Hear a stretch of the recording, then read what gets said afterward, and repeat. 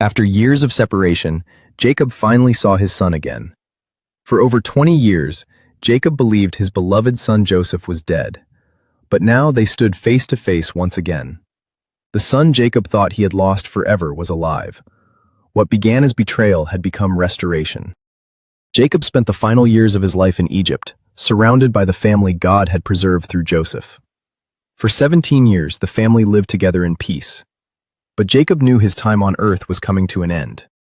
As Jacob's strength faded, Joseph brought his two sons before him for a final blessing. Though Manasseh was the firstborn, Jacob declared that Ephraim would become greater. God's plans often defied human expectations. Before his death, Jacob gathered all 12 of his sons and spoke prophetic words over each one.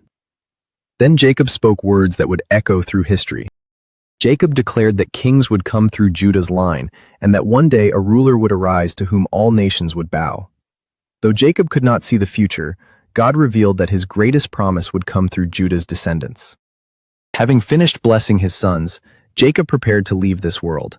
The patriarch who had walked with God through triumph and sorrow finally went to rest. Joseph continued to live in Egypt for many years after his father's death.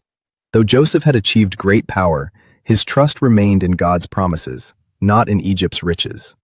As Joseph's life drew to a close, he gathered his family around him. Joseph reminded them that Egypt was not their true home. One day, God would bring his people back to the land he had promised.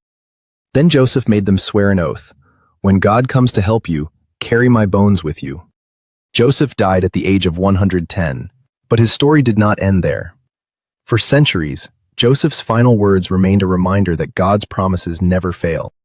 The boy sold into slavery became a ruler, the family torn apart became a nation, and the promise given to Abraham continued forward through every generation. Though Joseph died in Egypt, he never stopped believing that God would lead his people home. Joseph's story may end here, but God's story continues. Follow for more biblical journeys like this.